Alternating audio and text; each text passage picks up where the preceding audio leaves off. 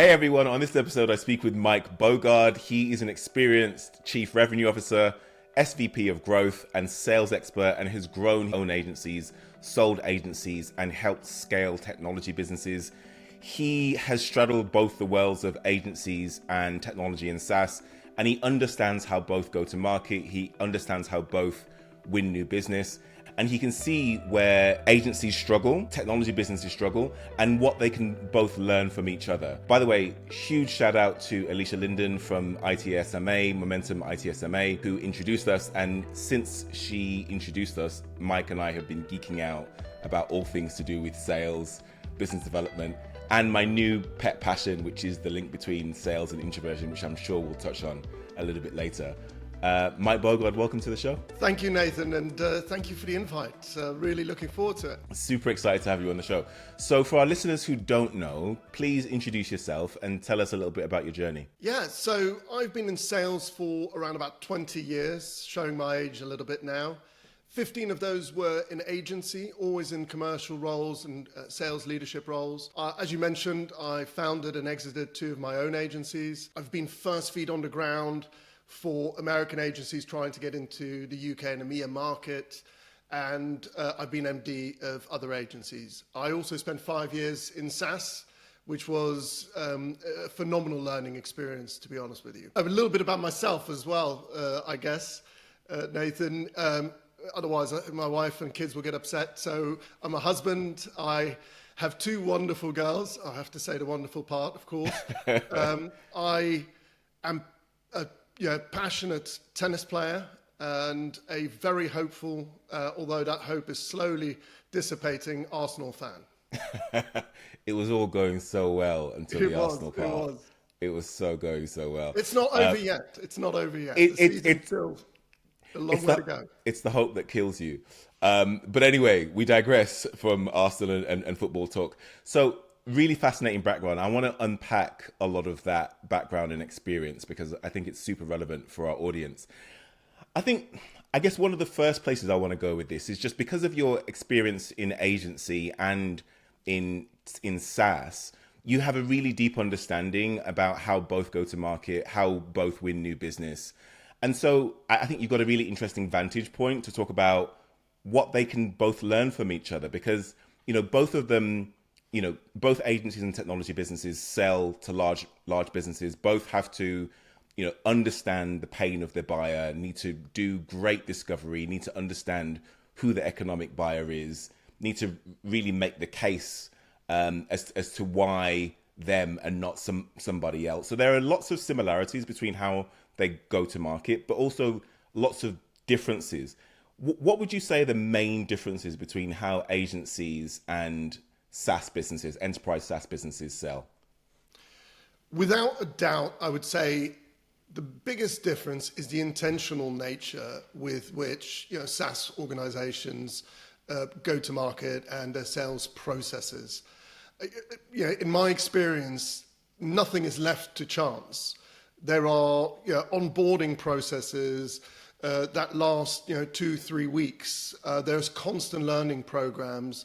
And there's sales playbooks that can be adopted by newcomers into the business. I think the intentional process within SaaS is something that agencies have an opportunity to adopt.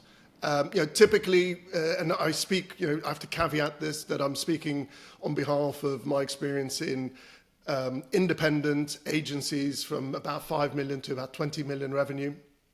And what you see is, even at that higher level, a lot of it is founder-led growth. It is the founder's network and the name that they've created in the market that drives new revenue.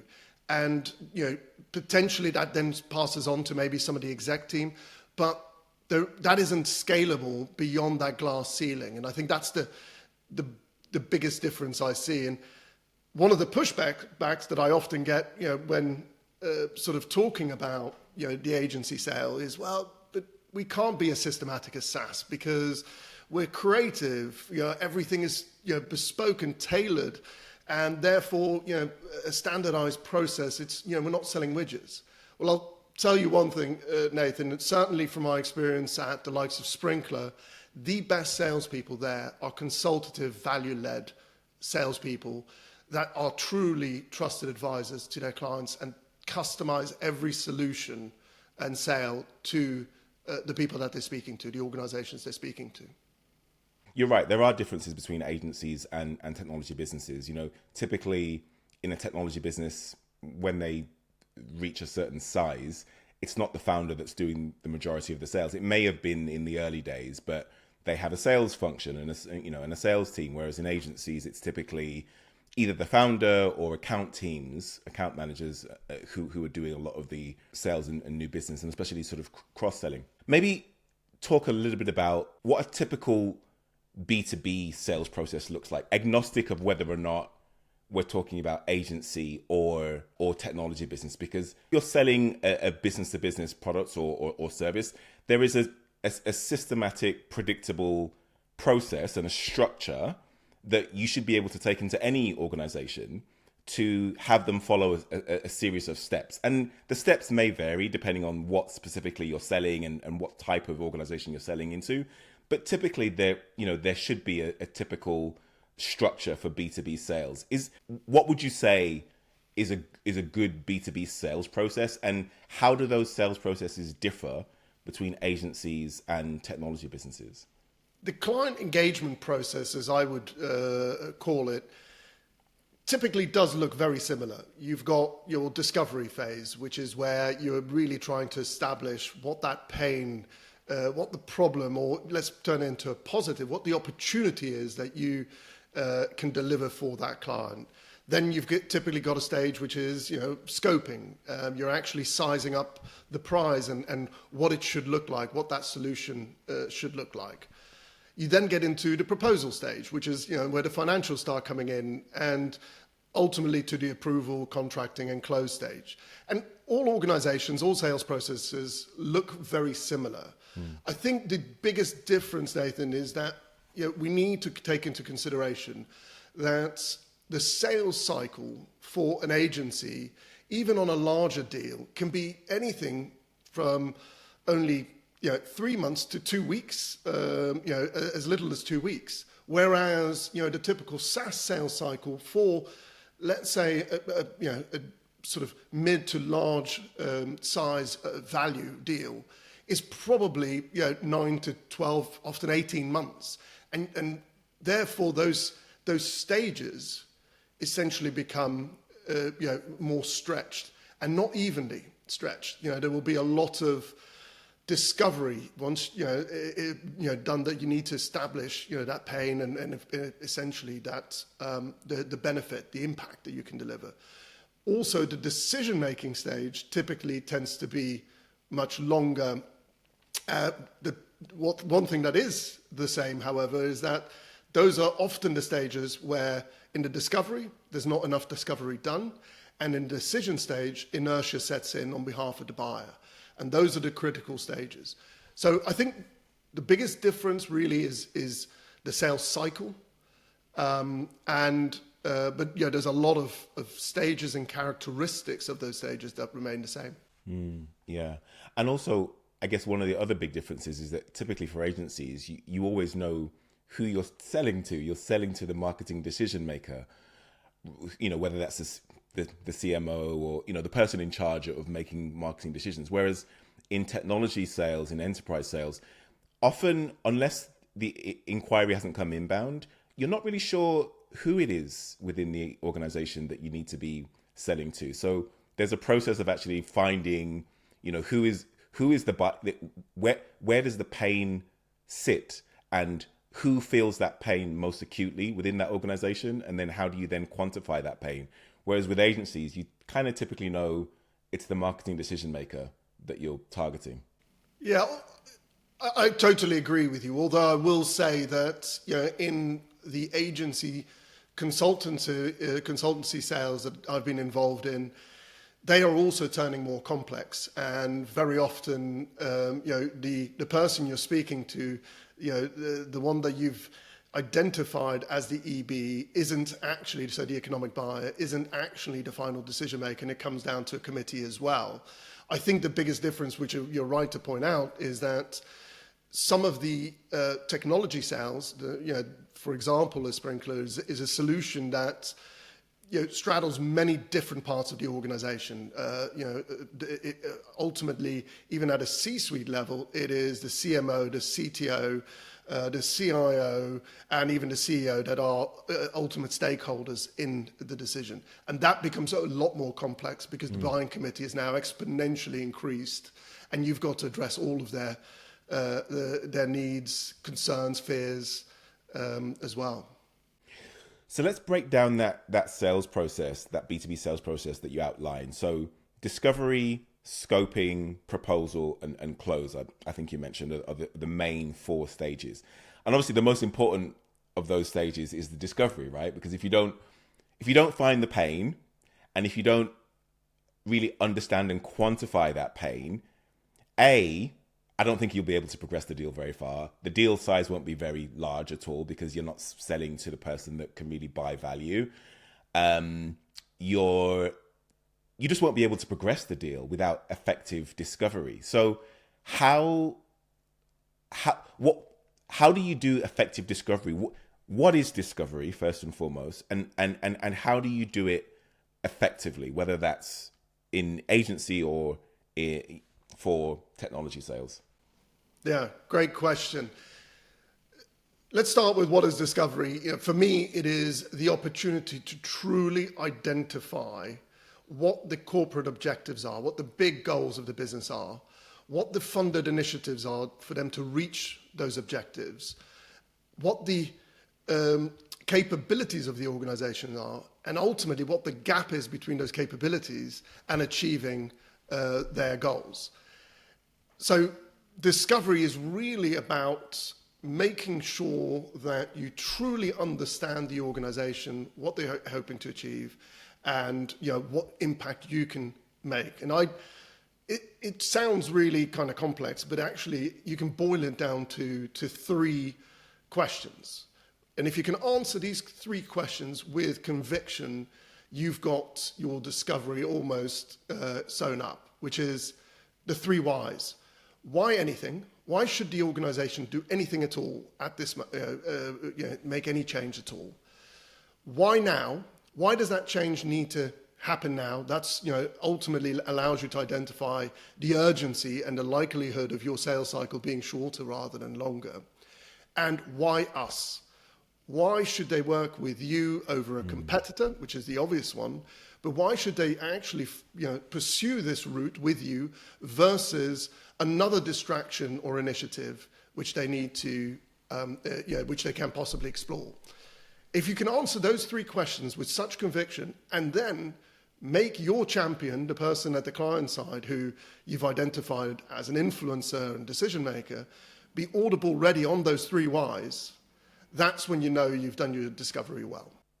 Love that. Why anything, why now, and why us? See, I think most agencies focus too much on the why us.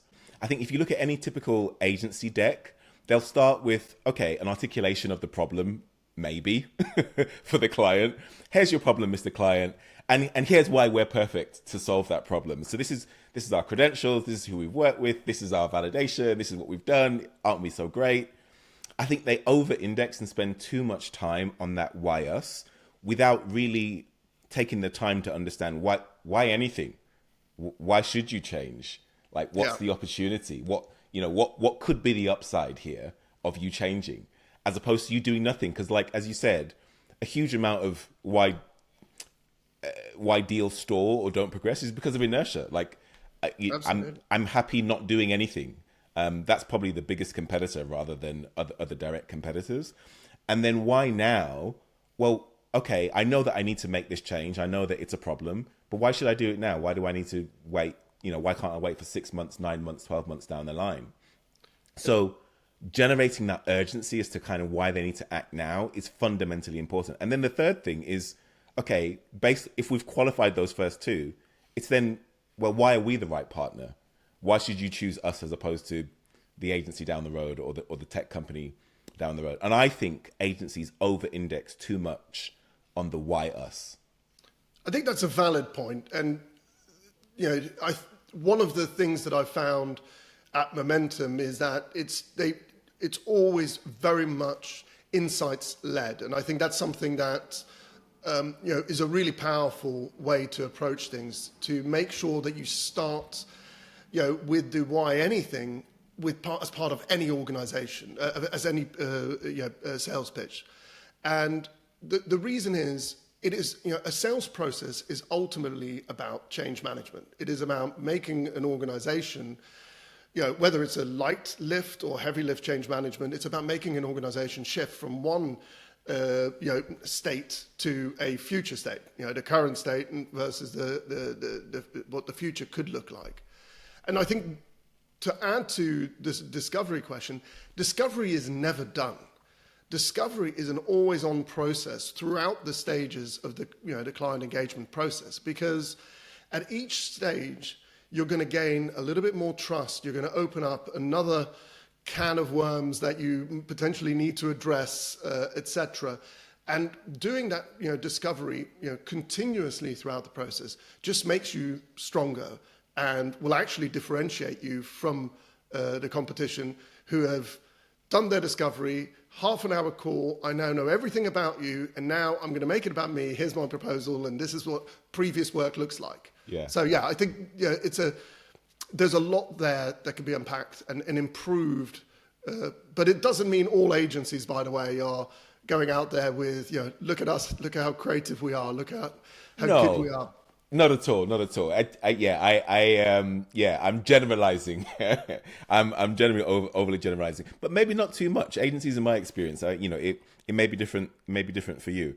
But I go back to that point that you made earlier about the fact that discovery is all about linking what you're doing to the overall business objectives of the organization. So really thinking deeply about, well, what is this organization ultimately trying to achieve? And I think once you understand that, and then you can link your service offering to that, you automatically increase in importance to the economic buyer and to the decision makers, because suddenly this is something that it's a strategic initiative for the organization. It's very important for the CEOs, to achieve this. Maybe my role is linked to, or a promotion is linked to me achieving this. So as soon as you can link the strategic business objectives back to your solution, you're onto a winner straight away. Absolutely.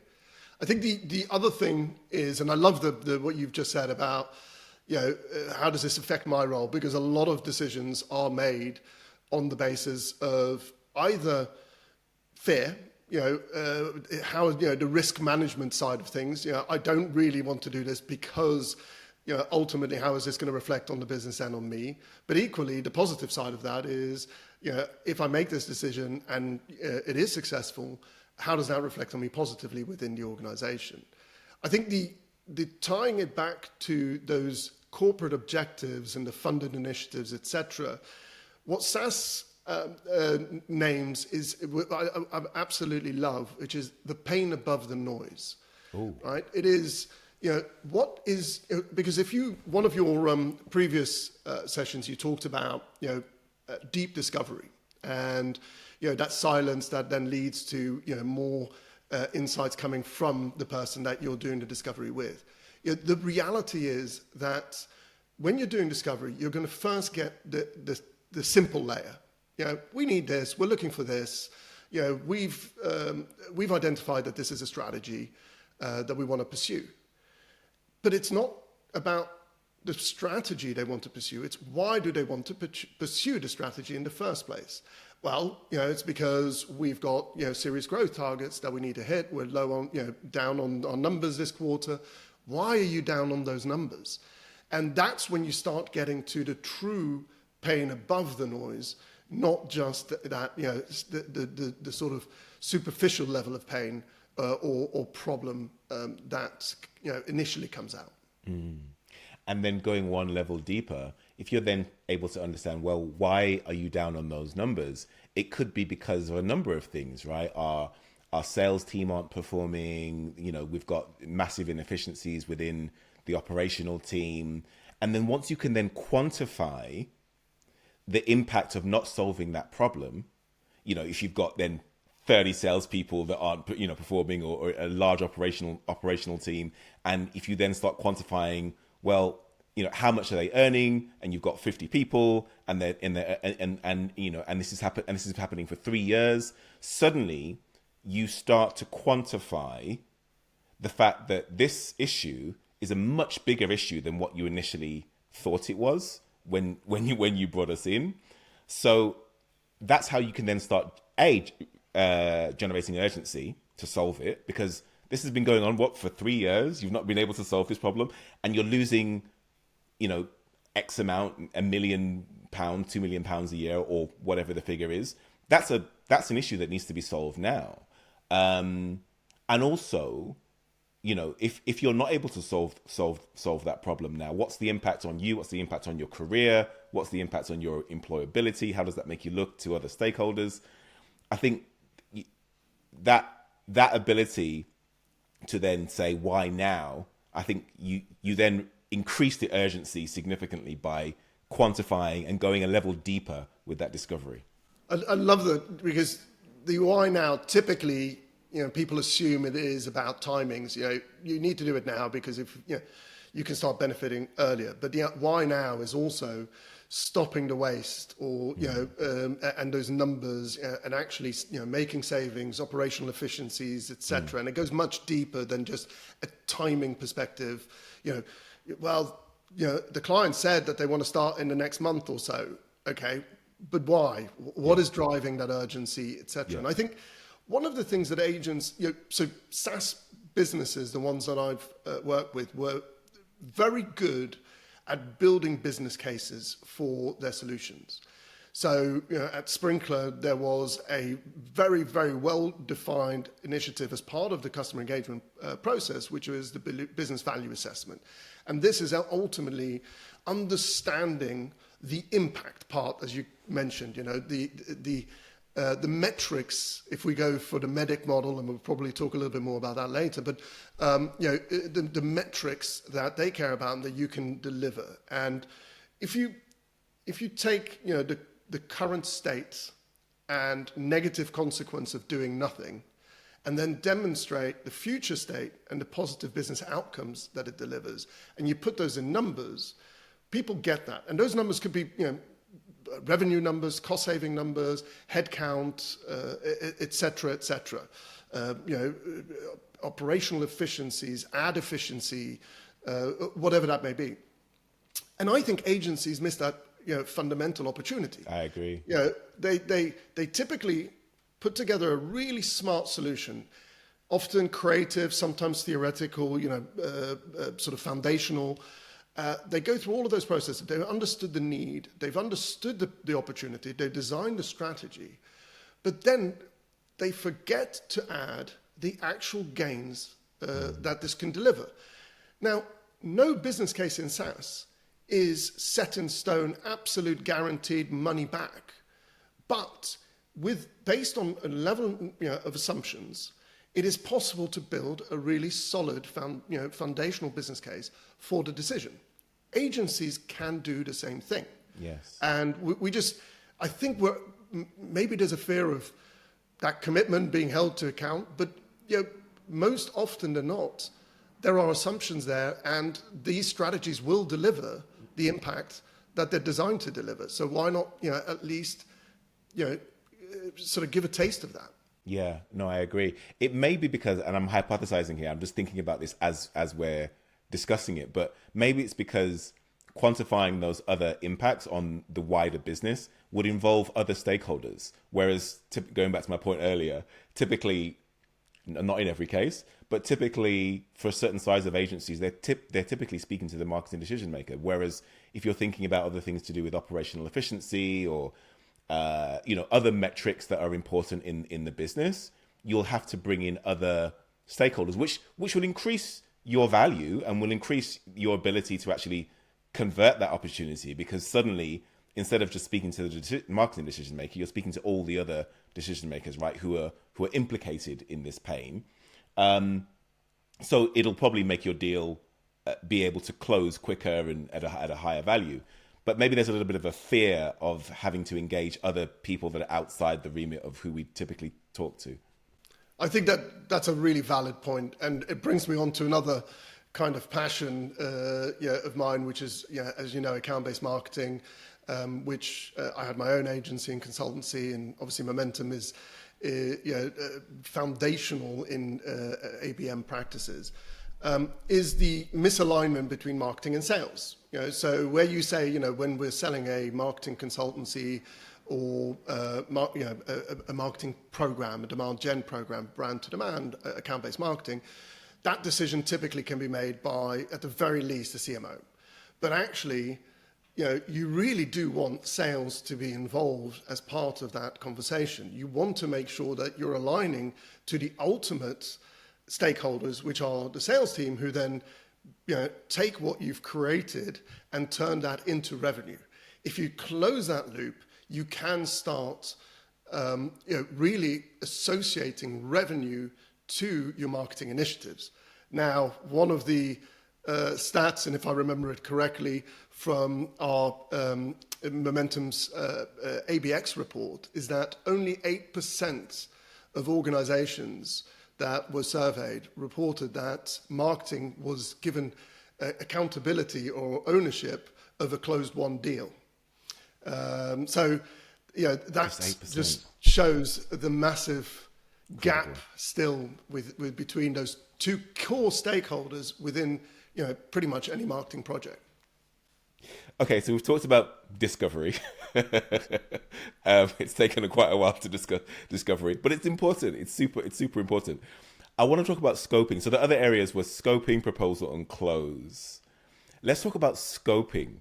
What's involved in effective scoping? I think ultimately, the scoping stage for me is where you've done that discovery and not going back on that. You've now, we've also mentioned that discovery is always on, so you're still probably doing a lot of discovery in the scoping stage, but you're actually bringing in now your subject matter experts who can really understand the opportunity, so can ultimately craft the problem that we're going to solve, and how we're going to solve it.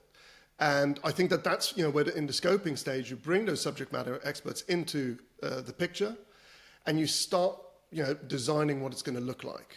You do that with the client, because ultimately, if you co-create that, you know that you're going to be on the right path, and you've got constant buy-in.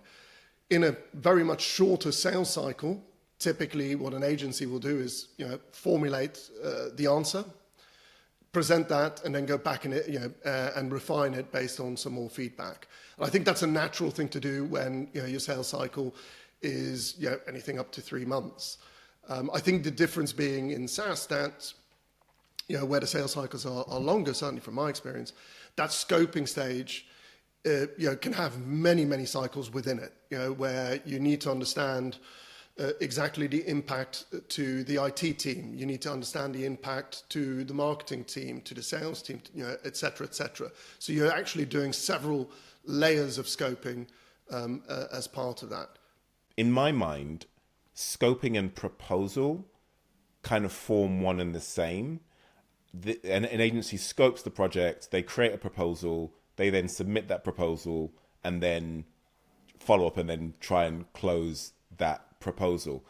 Is there anything unique about the proposal stage that we should be aware of here? Like, what are the fundamental parts of getting that proposal stage right? Because everyone does proposals in different ways. Yeah.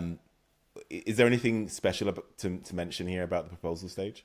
Not to underline the importance of discovery again, but if you go into a proposal stage without having asked the fundamentally important question of what is your budget, you are essentially shooting in the dark, and that's ultimately going to affect your conversion rates.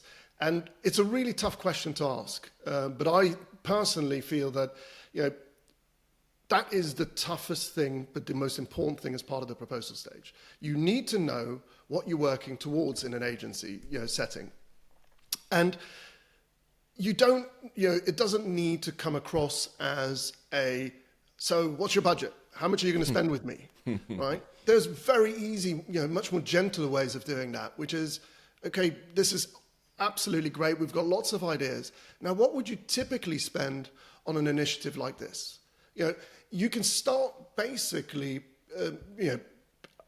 breaking down that, that sort of wall that typically exists between buyer and seller, which is, I'm not going to tell you how much I've got because I want to see how low you can go. I mean, ultimately, if the relationship is based on that, we're going, down a very wrong route. Yeah. This is an interesting one, actually, that I'd love to get into, because quite often for a lot of businesses, this might be the first time that they've even engaged an agency or an agency that's selling this type of solution or this type of product. So they might not know how much it costs, and they might be shooting in the dark, and they may be relying on the agency or the technology provider to tell them, hey, like, what should we be paying here for this? So quite often a budget may have been defined, but depending on the size of the pain and depending on the opportunity that the solution gives the company, larger pots of money could be opened. So I almost feel it's better to, as you said, go back to those numbers and quantify the impact of the solution that you're selling in, to then be able to justify, because everyone buys value, right?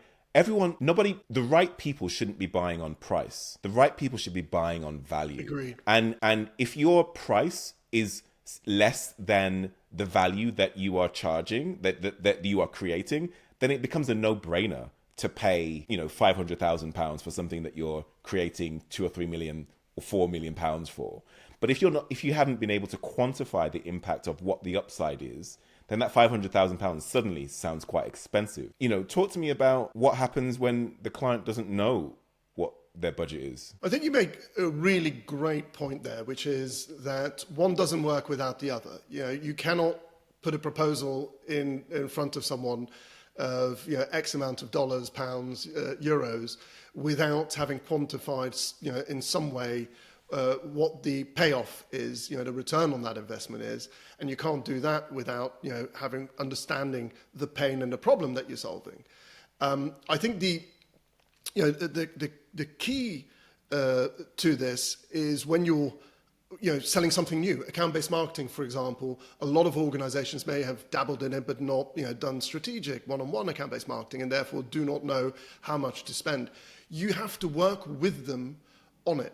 But equally, Nathan, I have seen countless sales processes and opportunities where they weren't qualified out. And hope is not a strategy, certainly not in sales. And you need to make sure that you're at least speaking to the right people. Yes, you've addressed the fact that there's a problem that needs solving. You've quantified that. But equally, you need to know whether or not there is budget to pay for that, or indeed, like you say, which I again love, is there other budget in the business that, because of the size of the gain, the size of the payoff, is actually worth looking deeper into the organization and seeing whether that some of that contingency budget would be able to be attributed to this, and that comes back to building that solid business case, identifying it. And as part of that process, I still maintain, you can start bringing in some of the costs, potential fees into that conversation. And if they don't know, you can say, well, typically our client that has done, a very similar program to this has seen this level of payoff, has invested this amount with us. Is that a budget that sits well with you, or do you want help to develop out, the business case for getting more budget from other stakeholders? Let's talk about how to close, the stage that terrifies most salespeople. What's the most effective way of closing?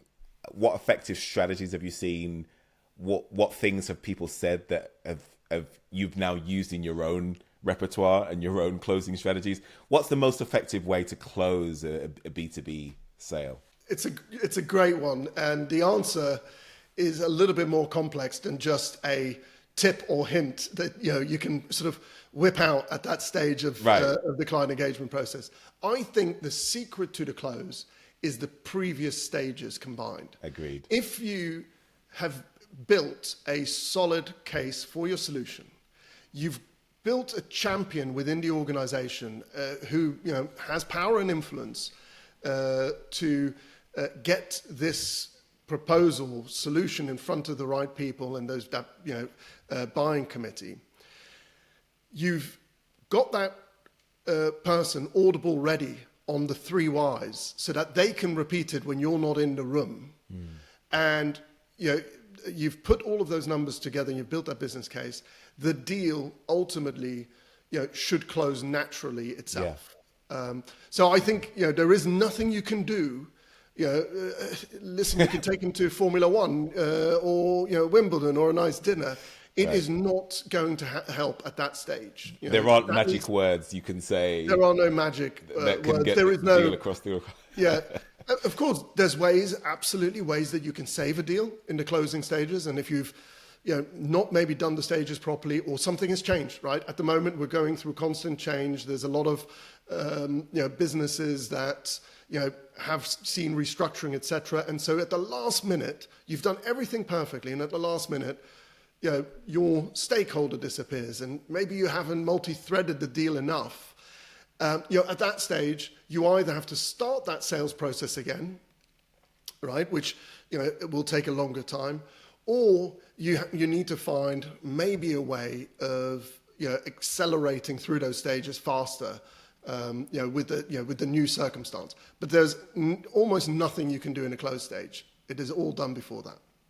So the close stage isn't a magical stage that we should be stressing out about. And you're right. If we've done the right things in the previous stages, the sale should close itself. It should come to a natural conclusion where the decision maker goes, actually, this is the right thing for us to do. It shouldn't be a stressful event. It shouldn't be this nerve-wracking thing, because you should be fairly confident by the time you get to that decision stage that this is going to close if you've done everything correctly up until that point.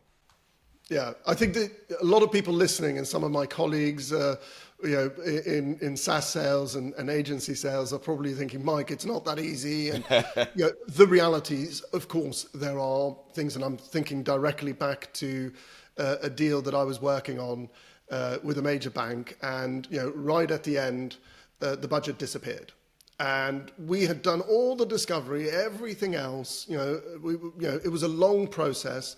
We built the business case, and all of a sudden that budget disappeared. I can't remember exactly the reason why. It does happen, and like I say, that you've got 2 decisions: do you lower your price to meet that budget, or do you restart the sales process, and build the case again and see if you can identify some new budget somewhere else? But so it does happen. I'm not going to sit here and say that it in all cases, if you do all the steps right, you'll close a deal. But it is definitely a lot more certain than if you don't do those stages properly and you skip a stage. You'll sometimes still close a deal, but more often than not, if you want to scale the business, you need to get everyone to go through those stages consistently. Okay, Mike, I've loved this, by the way. This has been so fascinating and hopefully really valuable for the audience as well. Last question before we get into our favorite questions that I ask all of my guests at the end of the podcast. What makes a great salesperson? Because as you know, we've been speaking for a few weeks now, and I think introverts make the best salespeople for a number of reasons, right? I think introverts have hidden strengths that make us absolutely great in sales. It's not what people typically think.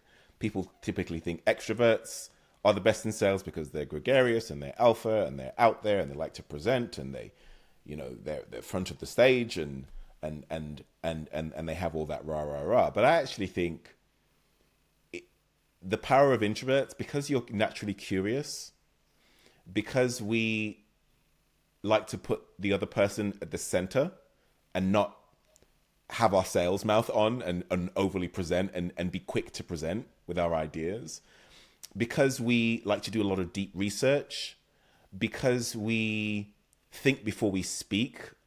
Not saying that extroverts don't, but I think there are natural strengths that are inherent to introverts that just aren't valued in our world. And I think actually the best salespeople, thinking about my own career and other salespeople that I've met over the years, I think the best salespeople are somewhere on that introverted spectrum.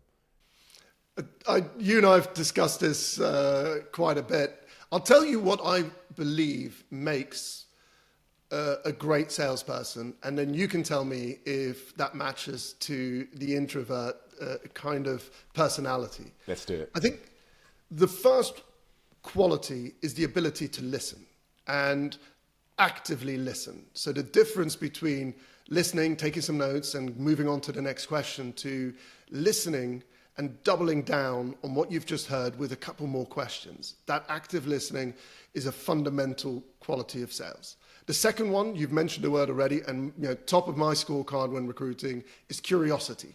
Is having that mentality of genuinely being interested in the subject matter that, and why are we in sales? Because we love the fact that we're constantly speaking to different people in different organizations that do different things, and we're constantly open to being sort of confronted with new scenarios. That curiosity, that natural curiosity to want to understand it, I think is fundamental.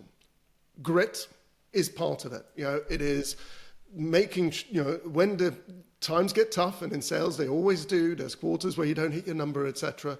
It is that ability to lift yourself up, dust yourself off, and keep going on to the next deal. When you've had that big loss, celebrating that big loss as you do a big win, learn from it, and making sure that you move on.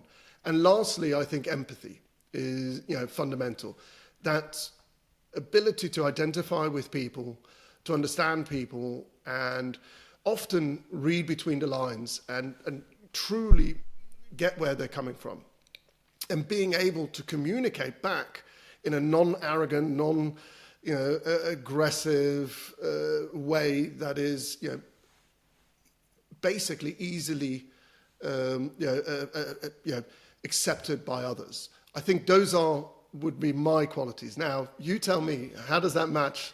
You've just described introverts. You've just described listening, there we go. Curiosity, grit, and empathy. The only one I would question is the grit part, because I don't know how you would quantify that as an introvert. I think the grit part is interesting. How do you measure for grit, and how do you quantify grit? Where does grit come from? I'm not sure whether that's something that can be measured on an introvert extrovert spectrum. I think you mentioned it as part of the question, which is that this is not a binary, you're either an introvert or an extrovert, right? There are elements of those.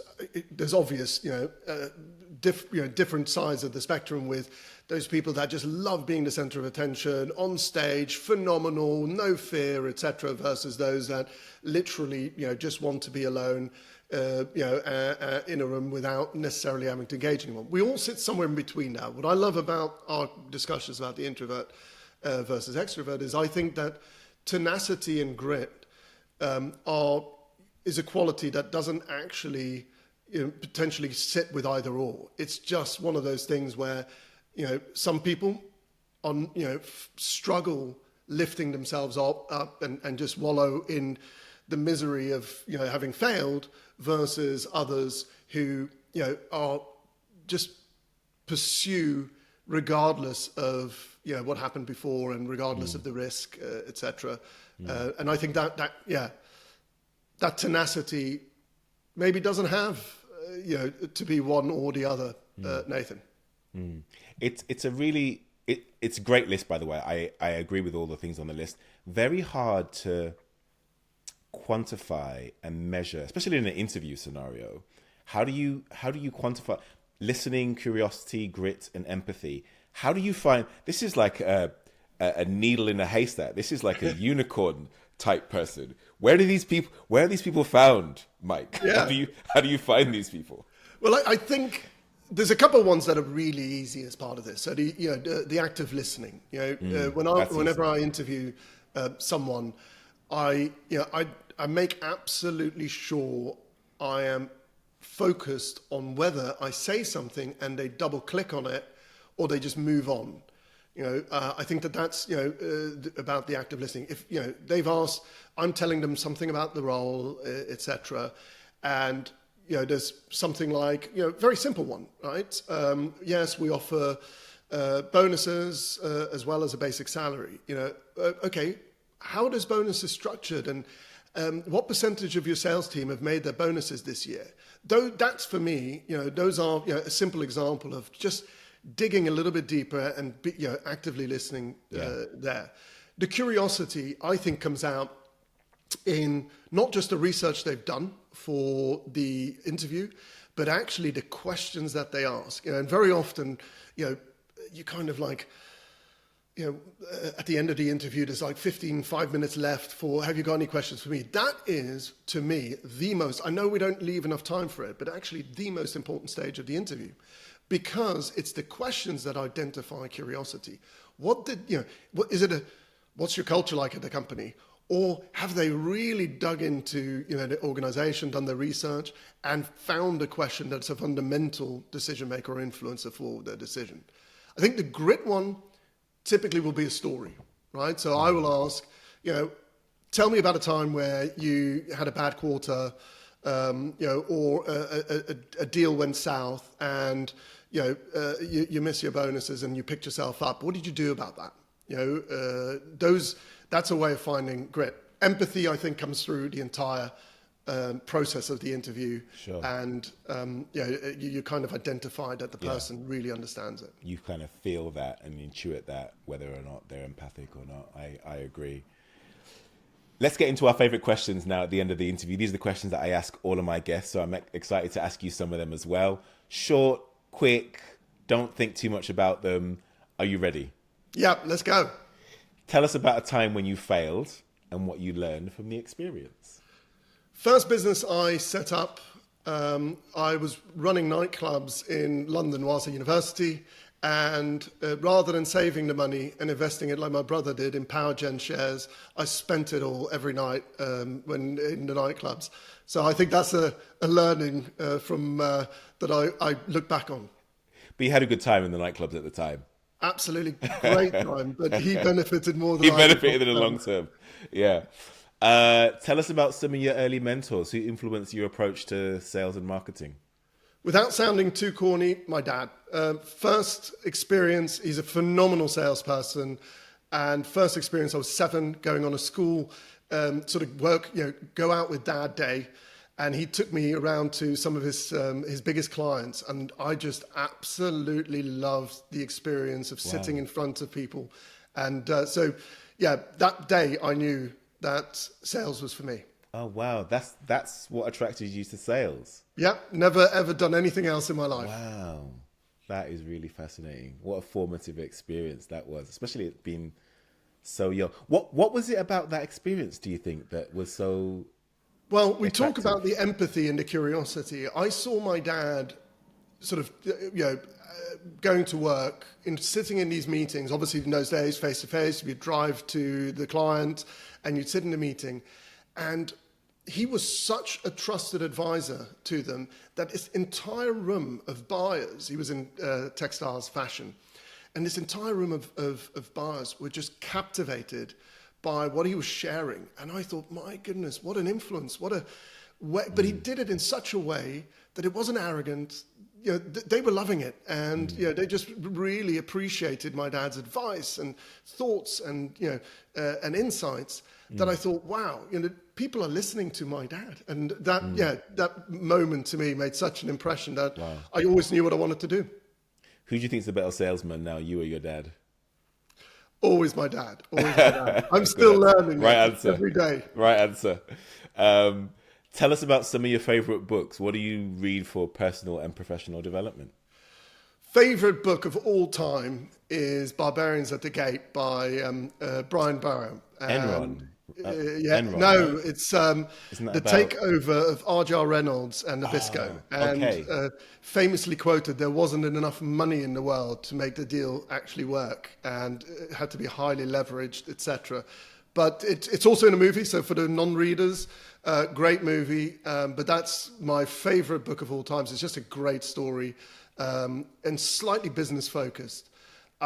I know this one is quoted a lot, but Simon Sinek, start with why. For me, and if you do like Simon Sinek, Leaders Eat Last is another one which is phenomenal. I just find the way that he explains things is in such a simplified matter, but so powerful. Great read. And the last one, and this is, Nathan, for the over 50s amongst us, I'm nearly there, is From Strength to Strength by Arthur C. Brooke. And it's essentially what to do with the second part of your career as we transition from that bright, energetic, fluent intelligence to crystallized intelligence, and how you build your second part of your career on that. So those are 3 recommendations for the audience. Great books. I love that term, crystallized intelligence. Love that. Barbarians at the Gate. That book was given to me when I was 20 years old. I had my first job in financial services sales, and I was selling like financial services advertising. And the owner of the business gave all of the new salespeople at the time this book to read. It was this thick, Mike. It was with tiny writing. I still have it to this day. I remember going back at the end of the day and starting to read the book because I was super motivated. But then as I got through page 2 and 3, my eyes started glazing over. And I put it down, and I don't think I picked it up again since then. So I need to go back to it because I hear it is a great book, but it's just very intimidating. It's huge. As I said, you could also just cheat and watch the movie. Okay, but the book definitely, you might be right, but a pace gets to it once it starts getting into the nitty gritty of the deal, and you don't need to be a financial mind to enjoy it, but it starts getting pretty pacey and pretty stressful even for the reader. Fair enough. In the last 3 to 5 years, what ideas, behaviors, or habits have you added or removed from your life that have improved your outcomes? One of the things, and I actually share this with my teams, really try and get them to do this as well, is I've started using and this is already 5 years ago, I started using my commute to learn. And and every commute into London, into the office, or if I'm working from home, it's on my walk, I listen to a podcast, or listen to Blinkit, summary of a book. And, I find it, it's not a wasted moment in that way. You're constantly open to stuff, but it's a great way of making sure that you're constantly learning, growth mindset, that, it doesn't have to be directly work related. It could be, skills related, etc. But it's a great way to, keep in touch with trends in the market, etc. So I find that was the biggest change that I've made. And I've, like I said, made that change about 5 years ago, and I do it every day for around about half an hour to 45 minutes. Love that. What advice would you give to a young person who wants to start their career in B2B sales? Great one. I think that some of the things that we touched upon, I think the first thing would be to really make sure that you hone in on that curiosity, develop that curiosity, be interested in every client conversation that you have. Don't focus on the sale. The sale will make itself, if you actually show that curiosity, bring in the right people, and truly work with the client to build a relationship. So I think for the younger people coming into the market, the temptation typically in sales is, great, I'm going to get some big bonuses. I need to close these deals. I need to show performance, etc. Don't run, walk, and do it properly. Well said. And my final question, Mike, what is it you know about selling to B2B companies today that you wish you knew when you first started your career? When I first started, I remember being in a meeting and thinking, oh my God, I'm in front of this person. They know so much. I know so little, starting out. And I wish I had someone tell me right then that you're both just humans. You're both probably at some phase of constant learning, and don't fear that part of it. Actually embrace it. And I think that like I said, my advice to people coming into sales, I was sometimes too desperate to make the sale and too fearful of getting it wrong, and basically just trust in my abilities, I would say to myself now, and know that every purchase is about managing risk from the client side. So make sure that I would tell myself now to make sure that I partner with the person and make them understand that there is that story that we were saying, that there's a benefit, that we can mitigate the risk together, and we can make a win-win out of it for both of us. Well said. Mike, thank you so much for doing this. It's been absolutely great conversation. Every time we speak, it's there's new things to unpack.